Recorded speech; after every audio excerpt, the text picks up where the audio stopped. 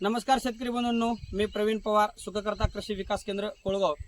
शेतकरी बंधूंनो, आज आपण एका हळद प्लॉटला भेट द्यायला आलो. आजचा जो दिनांक आहे 10 सप्टेंबर 2024. या तारखेला आपण एका शेतकऱ्याच्या हळद प्लॉटवर आलो. आपण पहिले शेतकऱ्याचा परिचय घेऊया. आपलं नाव सांगा. आपलं नाव श्रीनाथ संतोषराव चव्हाण, गाव गोरलेगाव, तालुका अधिगाव, आणि मोबाईल नंबर सांगा आपला. 93 25 69 64 90. शेतकरी बंधूंनो, सध्या सुखकर्ता जेवढ्या पण प्लॉटला व्हिजिट करत आहे त्या प्लॉटवर सध्याची जे रोगाची परिस्थिती आहे किंवा जे हळद प्लॉटवर प्रॉब्लेम आहे याविषयी आपण थोडक्यात चर्चा करणार आहोत. आता सध्याचा जर वातावरणाचा विचार केला तर मागील काही दिवसामध्ये 15 दिवसा भरपूर आपल्या सर्व महाराष्ट्रामध्ये उष्णतेची लाट म्हणल्यासारखं अतिशय जास्त प्रमाणामध्ये उष्णता होती आणि लगेचच असा भरपूर मोठ्या प्रमाणामध्ये सगळीकडे भरपूर असा पाऊस झाला. यामुळे हळद पिकावर बऱ्यापैकी याचे हळद पीक आपले ट्रेसमध्ये गेले.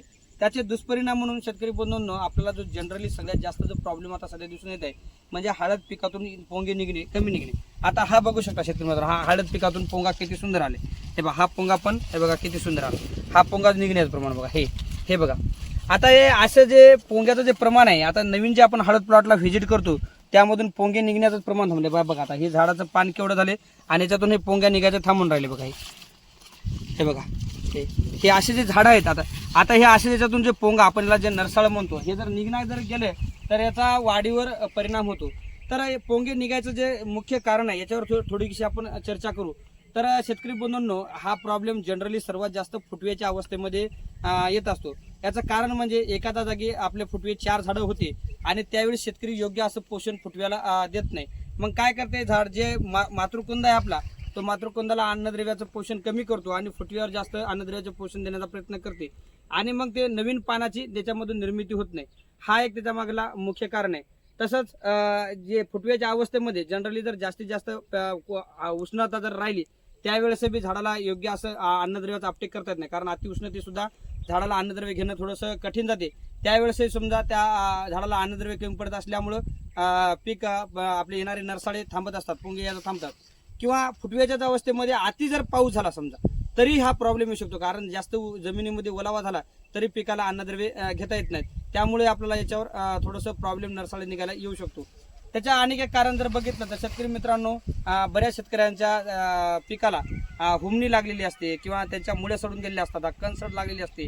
यामुळे जमिनीतून जे अन्नद्रव्याचा अपटेक आहे त्या योग्य अशा पद्धतीने होत नाही आणि योग्य पोषण झाडाला मिळालं नसल्यामुळं नरसाळे येण्याचं प्रमाण खूप मोठ्या प्रमाणामध्ये वाढलेलं आहे. आणखी कारण जर सांगत असलं तर शेतकरी मित्रांनो, फुटव्याच्या अवस्थेमध्ये दरवर्षी आपण जेवढे पण प्लॉट व्हिजिट करतो त्या पिरियडमध्ये झाडामध्ये झिंक आणि सल्फरची मोठ्या प्रमाणात कमतरता येते. आता झाडामध्ये झिंक जर कमतरता जर आली तर पिका बुरशीला बळी पडणं हा प्रॉब्लेम वाढतो. झाडामध्ये जे आपण एन्झाईम्स म्हणतो किंवा संजीवक म्हणतो याची निर्मिती, थोडक्यात सांगायचं म्हणजे टॉनिक ज्याला म्हणतो आपण, ते झाडाच्या वाढीसाठी जे आवश्यक घटक असतात याची निर्मिती थांबते आणि नवीन पानाची निर्मिती होत नाही.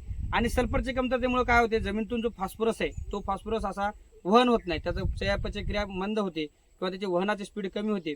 आणि सूर्यप्रकाशामध्ये जे झाड आपली ऊर्जा तयार करत असते, प्रकाश संश्लेषण क्रिया ज्याला आपण म्हणतो, चयापचय क्रिया, याच्यावर परिणाम होतो आणि आपल्या झाडावर याचे वाढीवर याचा परिणाम होतो. त्यासाठी शेतकरी मित्रांनो, वाढीच्या अवस्थेमध्ये थोडक्यामध्ये फुटव्याच्या अवस्थेमध्ये सल्फर, झिंक व आता सध्या तरी बऱ्याच प्लॉटवर हा सेम प्रॉब्लेम आहे. थोडा ना कमी नाही जास्त असा प्रॉब्लेम आहे. सर्वांना झिंक आणि सल्फरची कमतरता येते. तर सर्वांनी त्या शेतकऱ्यांनी जर अशी मेंटेन करायचं, आपल्या पिकाच्या मुळ्या कशा आहेत हे पाहून घ्या. आता जो वातावरणातला सध्याचा जो ट्रेस आहे याचा विचार करून सर्व शेतकरी बंधूंना विनंती आहे की, कारण असं जर वातावरण राहिलं किंवा असं पोंगे निघण्याचं जर प्रमाण कमी राहिलं, हळद पिकावर पिवळेपणा राहिला, कारण जमिनीतून न्यूट्रिशनचा अपटेक व्यवस्थित होत नाही. बरेच शेतकरी फुटव्याच्या अवस्थेमध्ये अन्नद्रव्य काय लागतात याच्याकडे भर देत नाहीत. फक्त फुटवे का नाही येतील याच्यावरच जास्त भर असतो, पण फुटवे येऊन फुटव्याचं पोषण कसं होईल याच्याकडे भर देत नाहीत आणि मग त्यांचा उत्पादनावर परिणाम होतो. एका जागी 4-5 फुटवे येतात पण उत्पादन होत नाही. हा एक विचार करण्यासारखी गोष्ट आहे. त्यामुळे शेतकरी मित्रांनो, मातृकुंदाची सुद्धा काळजी घ्या आणि फुटव्याची काळजी घ्या. त्या अवस्थेत त्याला योग्य पोषण द्या. याच्या परिणामासाठी आता समजा शेतकरी मित्रांना जर अर्जंटली आता असा प्रॉब्लेम झाला तर याच्यावर एक उपाययोजना म्हणून ताबडतोब एक शेतकरी मित्रांनी जर फवारणी घेतली, त्यामध्ये शेतकरी मित्रांनो चिलिटेड फॉर्म मधला आपलं जे झिंक असते त्याचं प्रति लिटर 1 ग्राम असं प्रमाण घ्या. सोबतच चिलिटेड कॅल्शियम त्याचं सुद्धा प्रमाण प्रति लिटर 1 ग्राम घ्या. सोबत प्रति लिटर 1 ग्राम बोरॉन, म्हणजे 20 लिटरच्या पंपाला चिलिटेड कॅल्शियम 20 ग्राम, चिलिटेड झिंक 20 ग्राम आणि आपलं बोरॉन जे असते 20% ते 20 ग्राम घ्या. सोबत एखादं जर तुम्हाला चांगलं अमिनो बेस म्हणा किंवा कार्बोहायड्रेट्स म्हणा, म्हणजे एखादं टॉनिक जर वापरता आलं तर आणि चांगलं.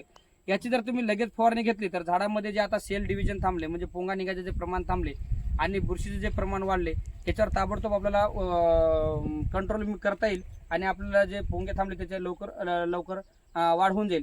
शेतकरी मित्रांनो, याच्यासोबत एखादं बुरशीनाशक स्पर्शजन्य वापरा होईल तेवढं आणि याच्या स्प्रे करून घ्या. ज्याच्यामध्ये M45 असं बुरशीनाशक घ्या किंवा पॉलिराम सारखं घ्या किंवा अंडरऑल सारखं घ्या. ब्ल्यू कॉपर याच्यासोबत वापरू नका, याची काळजी घ्या. सर्व शेतकरी मित्रांना आपण एक संदेश देऊ इच्छितो की आता फुटव्याची अवस्था म्हणजे पीक अतिशय नाजूक अवस्थेत आहे. आता पिकाला पोषण कोण्याच पद्धतीने कमी पडणार नाही. म्हणजे मुळ्या खराब होऊन, अति पाऊस होऊन, अति उष्णता होऊन आणि आपल्या अन्नद्रव्याच्या चुकीच्या पद्धतीने देऊन असं त्याचं पोषण थांबणार नाही. याची काळजी घेऊन आपली पीक कसं लवकरात लवकर उत्पादनाच्या दृष्टिकोनातून वाढ करेल याविषयी सर्वांनी काळजी घ्यायची. धन्यवाद.